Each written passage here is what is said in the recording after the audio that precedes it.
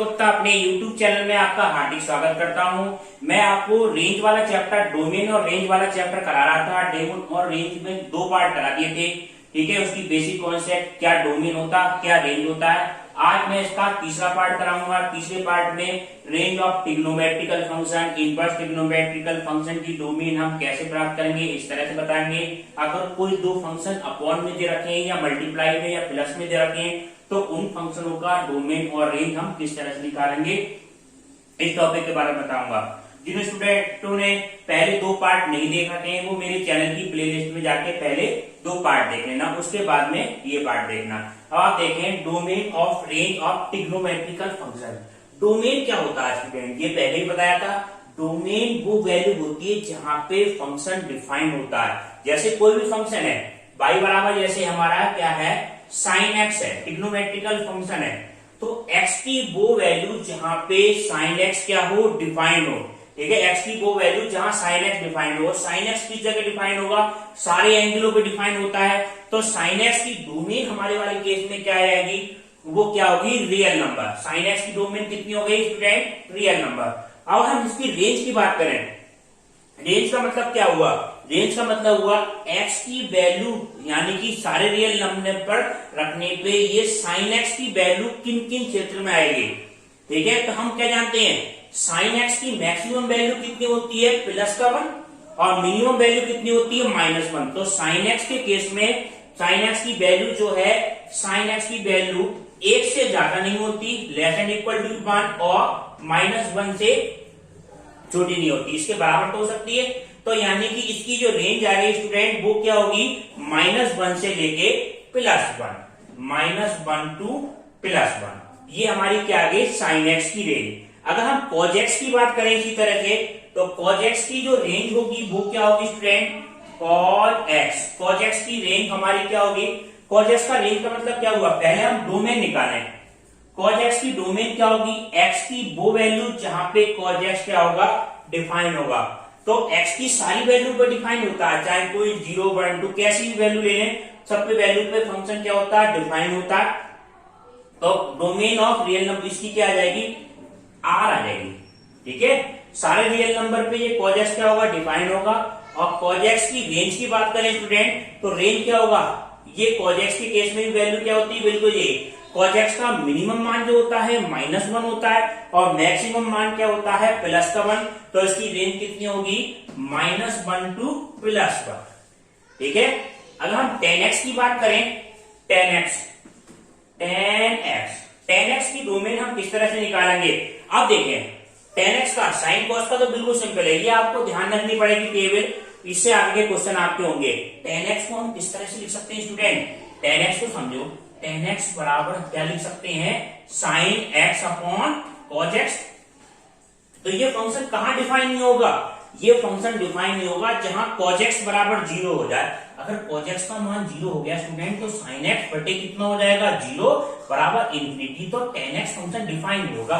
तो 10x कहां define होगा, all real number except when cos x does not equal to 0। cos x जहां 0 नहीं होगा उन सारे नंबरों पे, x की वो मानों पे 10x क्या होगा, डिफाइन होगा। तो हम क्या कह सकते हैं, रियल नंबर में से वो सारी वैल्यू घटा दो जहां पे cos x क्या होता है, 0 होता है। तो हम किस तरह से करें स्टूडेंट, तो हम कह सकते हैं रियल नंबर माइनस किन किन वैल्यू को होगा, 2n + 1 और y/2। n belongs to integer से n का मान 1, 2, 3, 4 कुछ भी हो सकता है। तो ये वाला मान पे हमारा फंक्शन क्या होगा, 10x की रेंज हो जाएगी। ये हमने क्यों सब्ट्रैक्ट करा स्टूडेंट, क्यों यहाँ पे वैल्यू इस पॉइंट पे cos x की वैल्यू कैसी होती है, 0 होती है। क्योंकि 10x हमारा क्या बताया था अभी, sin x बटे cos x, sin x बटे cos x। और cos x का मान अगर ये वैल्यू रख लें हम 2n + 1 π/2, जैसे 1 ही रख लें हम, ऐसे n बराबर 0 रखें तो n बराबर 0 पे ये मान कितना हो जाएगा, 2 + 1 और π/2। तो ये क्या आया वैल्यू, 3 π/2 और 3 और π/2 का 90, तो कितना आया 270। और cos 270 की वैल्यू कितनी हो जाएगी स्टूडेंट, cos 270 की वैल्यू अगर हम निकालें तो cos 270 बराबर कितना हो जाएगा, cos 180 प्लस 90, तीसरे कोऑर्डिनेट में माइनस वो हो जाएगा माइनस cos 90, cos 90 का मान कितना आ गया, 0 आ गया। तो ये मान क्या आ गया, 0 आ गया। तो इन सभी पॉइंटों पे cos x की वैल्यू, चाहे इनका मान 1 रखें, 2 रखें, 3 रखें, सब पॉइंटों पे वैल्यू कितनी रहेगी, 0 रहेगी। तो रियल नंबर में से हम वो वैल्यू घटा देंगे। ठीक है, अब आपकी हम रेंज की बात करें, तो रेंज की बात करें तो 10x का जो मान आता है, 10x का जो अधिकतम मान आता है इंफिनिटी तक, जो 10x की जो रेंज होती है वो क्या होती है, लेस देन इंफिनिटी, यानी कि इसका मान आएगा रेंज इंफिनिटी से लेके माइनस इंफिनिटी तक, कोई सी भी वैल्यू आ सकती है। तो minus infinity two plus infinity, ये इसकी क्या आ गई, 10x की रेंज आ गई। अब देखें cot x और sec x और cosec x की रेंज हम निकालते हैं। अब देखें स्टूडेंट, cot x की डोमेन क्या होगी, cot x जो फंक्शन होगा, सबसे पहले इसको डिफाइन करें। cot x कहां डिफाइन नहीं होगा, ये देखें cot x बराबर कितना होता है, cot x बराबर cos x बटे कितना है, sin x है।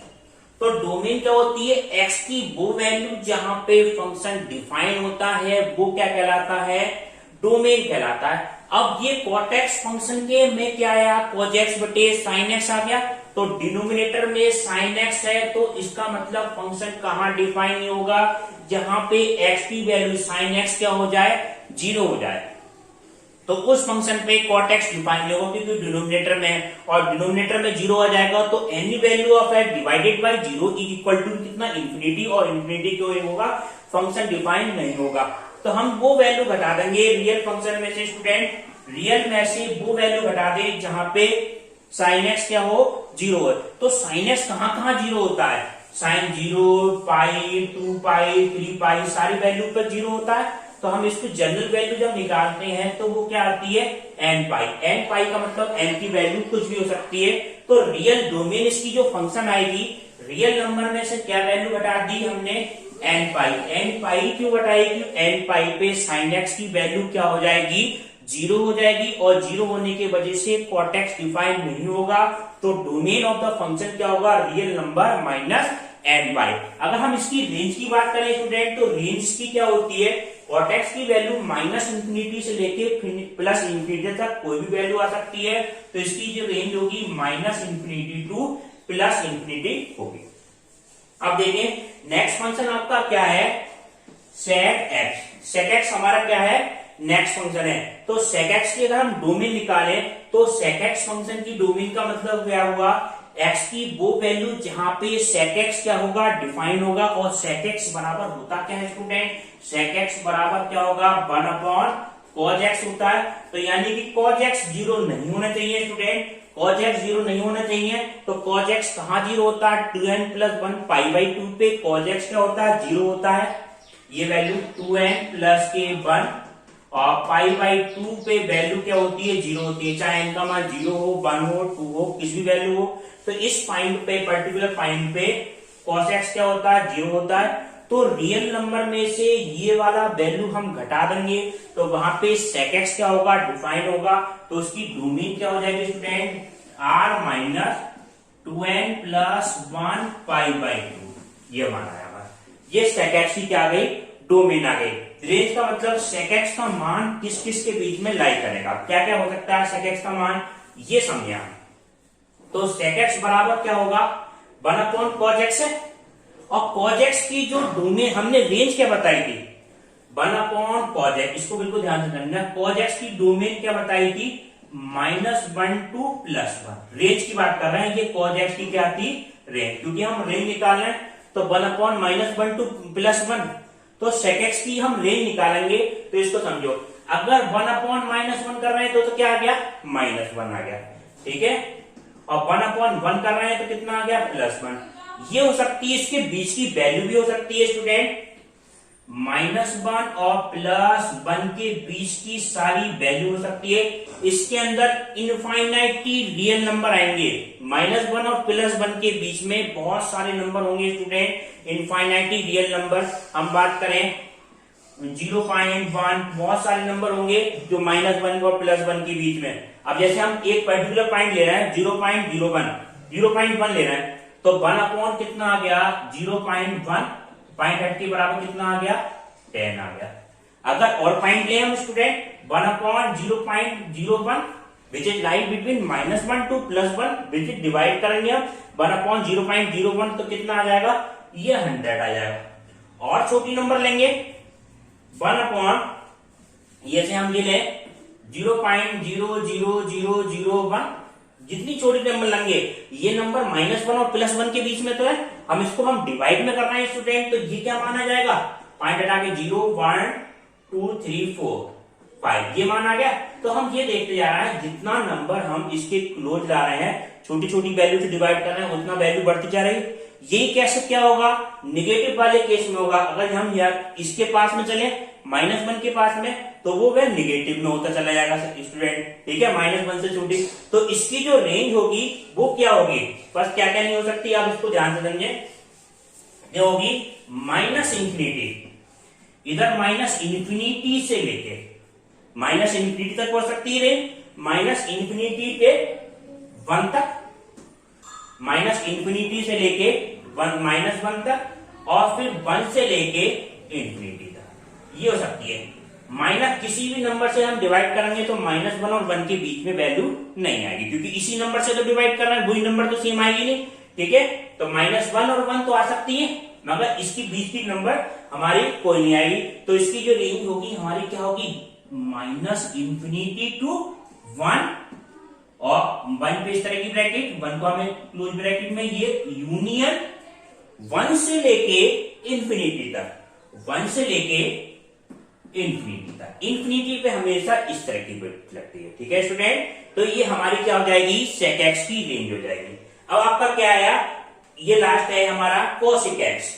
cosec x की वैल्यू कितनी होगी, सबसे पहले हम इसकी रेंज की बात करते हैं, फिर उसकी डोमेन की। cosec x की रेंज क्या होगी, cosec x का रेंज का मतलब क्या होगा, सबसे पहले डोमेन, cosec x की डोमेन क्या हो गई, x की वो पर्टिकुलर वैल्यू जहां पे cosec x क्या हो डिफाइन हो। cosec x किस फंक्शन पे डिफाइन होता है स्टूडेंट, सबसे पहले ये देखें cosec x बराबर होगा क्या, cosec x बराबर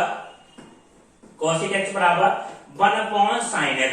तो cosec x define are real value except where the function sin x equal to be 0, यानी कि वो पॉइंटों को छोड़ के जहां sin x का मान 0 है सभी जगह cosec x क्या होगा डिफाइन होगा। अब sin x कहां पे 0 होगा स्टूडेंट, sin x किन पॉइंटों पे 0 होता है, 0 है, पाई है, 2 पाई, इन सभी पर्टिकुलर वैल्यू पे sin x की वैल्यू क्या होती है 0 होती है। तो हम वो सारे पॉइंट रियल नंबर में से हम सब्ट्रैक्ट कर सकते हैं, तो हम इसको कहेंगे r माइनस n पाई। तो आप ये समझिए जिसकी डिवाइड में sin x आ रहा है तो r माइनस n पाई, और जिसकी डिवाइड में cos x आ रहा है तो r real number -2n plus की 1 और पाई बाई 2। ये ऐसा क्यों कर रहा है कि इन पर्टिकुलर पॉइंट पे sin x की वैल्यू कैसी हो रही है 0 हो रही है, और sin x की वैल्यू 0 होने की वजह से ये फंक्शन डिफाइन नहीं होगा। तो r माइनस n पाई। अगर हम इसकी रेंज की बात करें स्टूडेंट, रेंज क्या होगा ये समझे, तो रेंज हमारा क्या होगा बिल्कुल इसी तरह से हम ये करेंगे, रेंज हमारी यही आएगी इसकी -इंफिनिटी टू 1, माइनस यूनियन 1 से लेके इंफिनिटी तक, ये हमारी क्या आ जाएगी रेंज। ऐसी रेंज क्यों आएगी, बिल्कुल वैसे ही देखो sin x की जो रेंज होती है, sin x की जो रेंज हमारी रेंज की बात करें वो क्या होती है -1 और +1 के बीच में होती है, -1 और +1, यानी कि -1 भी इंक्लूड होगा, +1, और इसकी बीच की सारी नंबर इंक्लूड होंगी स्टूडेंट, -1 टू +1, और सारी नंबर बीच की सारी नंबर इंक्लूड होंगी। तो हम इसके पास में जो क्लोजर वैल्यू रखते चले जाएंगे तो इधर की तरफ तो वैल्यू -इंफिनिटी तक लाई करेगी, और इधर की इसके जितने भी पास चले जाएंगे बिल्कुल क्लोज वैल्यू लगते जाएंगे, 0.001 से डिवाइड करेंगे तो इसकी वैल्यू +इंफिनिटी तक। तो ये क्या हो जाएगा स्टूडेंट -इंफिनिटी टू 1, किसी भी नंबर से हम डिवाइड करेंगे तो ऐसी वैल्यू कोई नहीं आएगी जो -1 और +1 के बीच में होगा, ठीक है। तो -1 से लेके 1 यूनियन 1 से लेके इंफिनिटी तक, ये इसकी क्या होगी रेंज होगी, ठीक है। अब आपको range of inverse trigonometrical function हम आपको बताते हैं। अब स्टूडेंट आपको domain and range of inverse trigonometrical function की बताते हैं। इनवर्स ट्रिग्नोमेट्रिकल फंक्शन की डोमेन क्या होगी और रेंज क्या होगी। सबसे पहले फंक्शन हमारा क्या है, sine inverse x. Sine inverse x की डोमेन क्या होगी, डोमेन का मतलब हुआ एक्स की वो पर्टिकुलर वैल्यू जहां पे साइन एक्स इनवर्स एक्स क्या हो, डिफाइन हो। तो इसकी वैल्यू जो होगी -1 से लेके +1 तक होती है, -1 से लेके +1 तक। इन सारी पर्टिकुलर वैल्यू पे साइन इनवर्स एक्स क्या होता है, डिफाइन होता है। अगर हम इसकी रेंज की बात करें तो इसकी जो रेंज होती है वो क्या मान आती है, -π/2 से लेके π/2 तक, -π/2 से लेके π/2 तक। क्योंकि इनवर्स फंक्शन कब डिफाइन होता है स्टूडेंट, इनवर्स, ये बात और बता दें, इनवर्स फंक्शन कब डिफाइन होता है, जब मैपिंग हमारी क्या बनती है, 1 1 बन जाए और ऑन टू बन जाए। यानी कि 1 1 ऑन टू मैपिंग बनती है तो इन्वर्टिक और फंक्शन क्या होता है, इन्वर्टिक, यानी कि फंक्शन इन्वर्टिकल 1 1 ऑन टू है तभी डिफाइन होता है। तो इसकी रेंज को हमें इस पर्टिकुलर वैल्यू में रखना पड़ता है, -π/2 से लेके π/2 पे फंक्शन क्या होगा, साइन इनवर्स हमारा कैसा होता है, डिफाइन होता है। यानी कि रेंज इसकी क्या हो गई, -π/2 से लेके +π/2 पे, बीच में फंक्शन कैसा होगा, 1 1 भी होगा और ऑन टू भी होगा। ठीक है, एक ही एक वैल्यू मिलेगी और कोई भी एलिमेंट रेंज का कोई खाली नहीं रहेगा। अब देखें कॉस इनवर्स एक्स की जो डोमेन होगी वो क्या होगी, -1 से लेके +1, -1 से लेके +1, और इसकी जो रेंज होती है वो स्टूडेंट क्या होती है, 0 से लेके π। ठीक है, ये आपको साइन की और साइन इनवर्स एक्स की थोड़ी टेबल याद रखनी पड़ेगी क्योंकि आगे जो क्वेश्चन आएंगे उसमें इनका डोमेन और रेंज का हम डायरेक्ट यूज करेंगे। ठीक है, अब tan इनवर्स एक्स की बात करें, tan इनवर्स एक्स की जो रेंज होती है -∞ टू +∞। जो tan एक्स की डोमेन होती है वो tan इनवर्स एक्स की रेंज होती है। तो tan इनवर्स एक्स की जो रेंज हो गई वो डोमेन हो गई -∞ टू +∞। इसका मान x की कोई भी मान रखें तो इसका मान कहीं भी कहीं तक भी आ सकता है, -∞ से लेके +∞ तक। इस पे फंक्शन पे क्या होगा, x की वैल्यू कभी फंक्शन पे, सारे फंक्शन पे हम निकाल सकते हैं। अब इसकी रेंज की बात करें, इसको हम रियल फंक्शन भी कह सकते हैं, रियल नंबर, -∞ टू +∞ भी या कह सकते हैं, और रियल नंबर। और इसकी रेंज क्या होगी स्टूडेंट, रेंज हमारी होगी -π/2 से लेके +π/2 पे। ऐसे देखो tan इनवर्स π/2, tan π/2 का मान क्या हो गया, इंफिनिटी, इससे थोड़ा ध्यान रहेगा।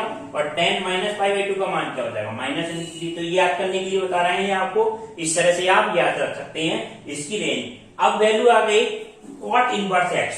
cot इनवर्स एक्स की हम वैल्यू देखो, डोमेन क्या होगी और रेंज क्या होगी, cot inverse x. cot inverse x की डोमेन एंड रेंज, तो cot इनवर्स एक्स की रेंज जो होगी, डोमेन हमारी -∞ टू +∞ और रियल नंबर, और इसकी रेंज क्या होगी स्टूडेंट, cot इनवर्स एक्स की रेंज हमारी बिल्कुल यही रहेगी, 0 से लेके π तक। ठीक है, 0 से लेके π, जैसे cos इनवर्स एक्स की बिल्कुल इस तरह से cot इनवर्स एक्स की रेंज। अब हम बात करें sec इनवर्स एक्स की बात करें, तो sec इनवर्स एक्स, एक्स की वो वैल्यू जहां पे sec इनवर्स एक्स डिफाइन होगा, तो वो वैल्यू क्या होगी स्टूडेंट, ये समझे, -∞ टू क्या आ जाएगा, 1, -1 यूनियन 1 से लेके ∞ तक। ये कैसे याद रखना है, जैसे आपने sec x की रेंज बताई थी, आपको sec x की रेंज 1/cos x आ गया था, और cos x की जो रेंज आई थी -1 से +1, जो उसकी रेंज आई थी वो वैल्यू इसकी डोमेन हो गई -∞ टू लेके -1 यूनियन 1 से लेके ∞ तक। इन सभी वैल्यू पे sec इनवर्स x कैसा होगा, डिफाइन होगा। और इसकी रेंज क्या होगी स्टूडेंट, रेंज होगी 0 से लेके π/2, 0 से लेके π/2 और यूनियन π/2 से लेके, यूनियन π/2 से लेके π तक। ठीक है, अब देखें sec और cosec इनवर्स x। लास्ट है हमारा cosec inverse x, cosec inverse x, इसकी रेंज क्या होगी स्टूडेंट, वो डोमेन क्या होगी, cosec x की रेंज क्या थी, cosec x की रेंज ये थी -∞ से लेके 1 तक और यूनियन 1 से लेके ∞ तक। तो cosec इनवर्स x की वो क्या बन जाएगी, डोमेन बन जाएगी। तो -∞ से लेके माइनस इन्फिनिटी से लेके -1 यूनियन 1 से लेके इंफिनिटी तक। और इसकी रेंज की बात करें तो रेंज आपकी आएगी -π/2 से लेके 0 तक और यूनियन 0 से लेके π/2 तक। -π/2 से लेके 0 तक, यूनियन 0 से लेके π/2 तक। ये इन ट्रिग्नोमेट्रिकल फंक्शन की क्या हो गई, डोमेन और रेंज आ गई। इन टेबल को आपको याद रखना भी जरूरी है, क्योंकि आगे क्वेश्चन आएंगे तो इन रेंजों की सहायता से इसके बड़े क्वेश्चन हम कर सकते हैं। जो अपॉन में फंक्शन आए, डिवाइड में आया है, तो इससे बड़े क्वेश्चनों की हम रेंज और डोमेन इसकी सहायता से हम निकालेंगे। अब इसके कुछ नियम समझते हैं, उसके आगे के कुछ क्वेश्चन हम आपको अब देखें। कुछ रूल्स बताते हैं इसके आपके, जैसे fx and gx are the two real number, दो रियल नंबर है और डोमेन इनकी क्या है, d1 एंड d2, यानी कि fx की डोमेन कितनी है, d1 स्टूडेंट, एंड gx की डोमेन कितनी है, d2 है स्टूडेंट। तो हमें क्या फाइंड करनी है, पहला रूल क्या हो गया, domain of f plus minus g, यानी कि अगर दो फंक्शन प्लस में आ रहे हो या माइनस में आ रहे हैं तो इस पर्टिकुलर फंक्शन की डोमेन क्या होगी स्टूडेंट, d1 इंटरसेक्शन d2। जो इसका कॉमन पोर्शन होगा वो इस पर्टिकुलर फंक्शन की प्लस में आ रहा हो फंक्शन या माइनस में, उसकी डोमेन होती है। अगर ये माइनस मल्टीप्लाई में आ रहे हैं function, domain of f multiply by g, दो फंक्शन मल्टीप्लाई में आ रहे हैं स्टूडेंट, तो d1 इंटरसेक्शन d2 उस फंक्शन की पर्टिकुलर फंक्शन की क्या होगी, डोमेन होगी। अगर डोमेन f अपॉन g निकालना है स्टूडेंट तो d1 इंटरसेक्शन d2, ये पर्टिकुलर पॉइंट है, इसमें डिवाइड में आ गया, तो डिवाइड में आ गया तो आप देखो कहां पे फंक्शन डिफाइन नहीं होगा, जहां gx की वैल्यू क्या हो जाए, 0 हो जाए, तो यह हो जाएगा d1 इंटरसेक्शन d2 माइनस वह पर्टिकुलर पॉइंट जहां पे gx की वैल्यू क्या हो, 0 हो, minus x such that gx equal to कितना है, 0। वो वैल्यू हम सब्ट्रैक्ट कर देंगे।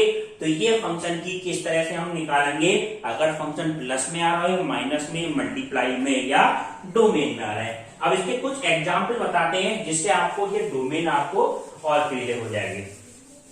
जैसे ये हमें है साइन इनवर्स, इसकी हमें क्या निकालनी है स्टूडेंट, कॉस इनवर्स 3x और -1। Find the domain of the following function, domain of the following function. अब सबसे पहले ये देखो, कॉस इनवर्स 3x -1 है और कॉस इनवर्स x की जो डोमेन होती है वो क्या होती है, ये पता होना चाहिए हमें स्टूडेंट। कॉस इनवर्स x की जो डोमेन होती है वो -1 से लेके +1, इसका इलाका कहां से कहां तक है, -1 से +1, यानी कि x की जो पर्टिकुलर वैल्यू x है, ये x की वैल्यू है, वो किस में आनी चाहिए, -1 से +1 के बीच में आनी चाहिए स्टूडेंट, ठीक है।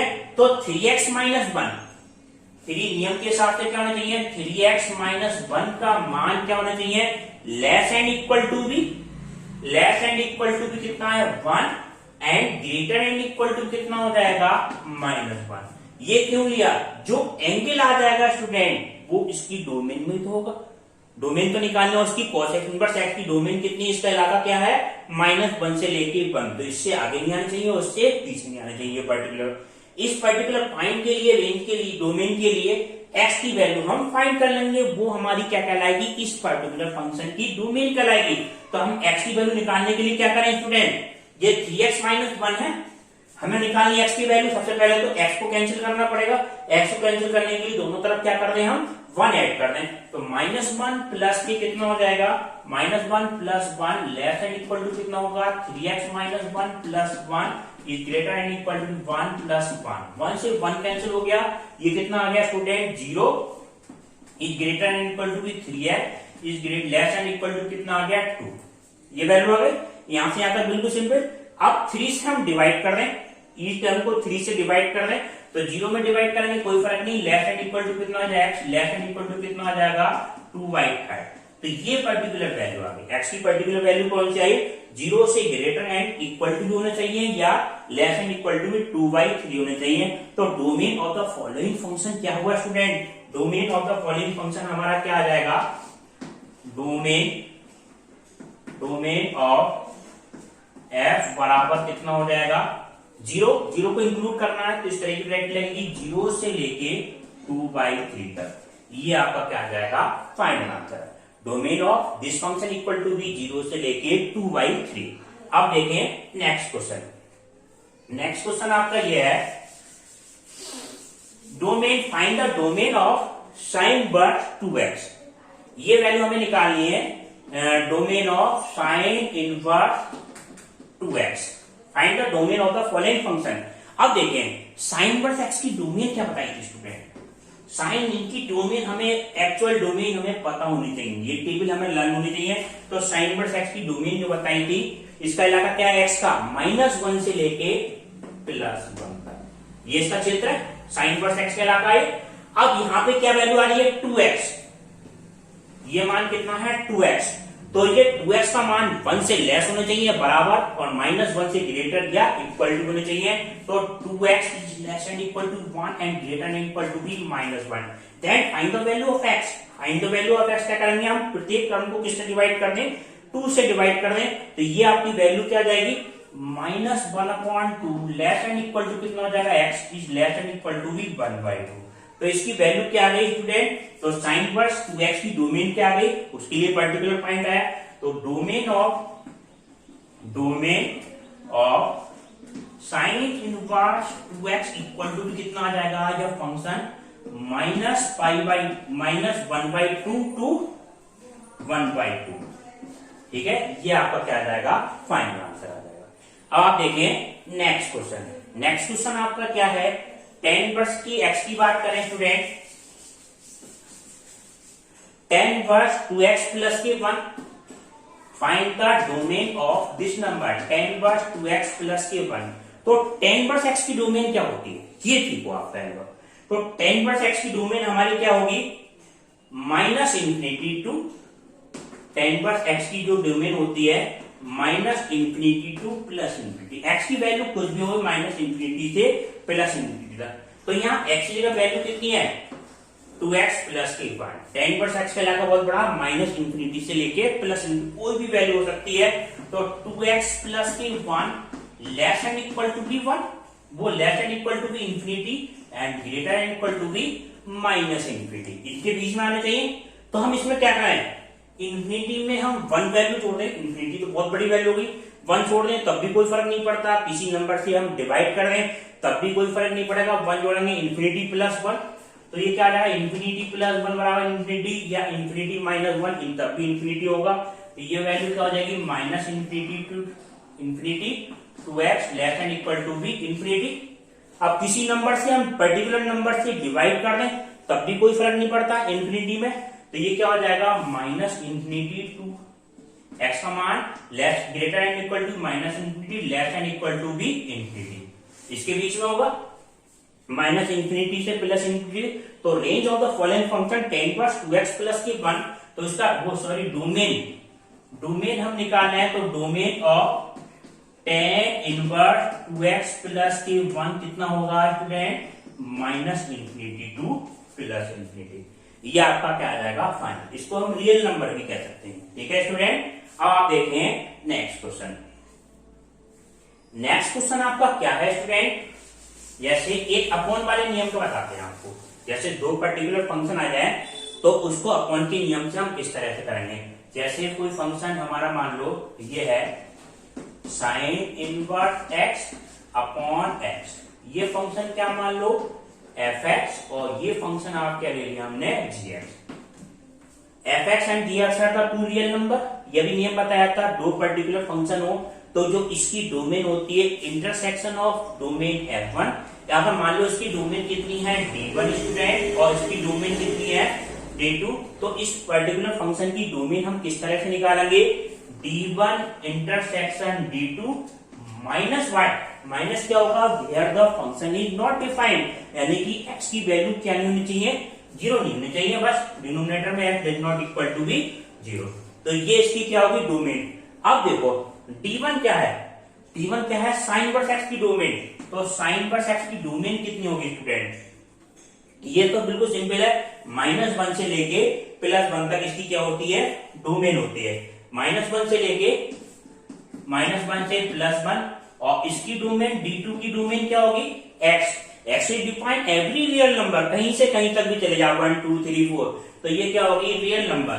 तो डोमेन होल फंक्शन की एफ एक्स अपॉन जी एक्स क्या हो जाएगा, तो ये पूरी डोमेन हम निकाले हैं डोमेन ऑफ फंक्शन, तो ये क्या होगा D1 इंटरसेक्शन D2, इन दोनों की क्या हो जाएगी इंटरसेक्शन -1 से लेके 1 तक, और इंटरसेक्शन रियल नंबर माइनस कितना हो जाएगा 0 हो जाएगा।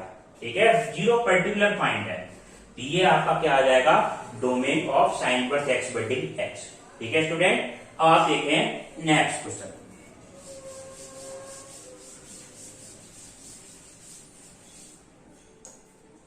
नेक्स्ट क्वेश्चन आपका ये है स्टूडेंट, एफ एक्स बराबर कितना है 1/√, के अंदर मॉड एक्स माइनस की कितना x, find the domain of this following function.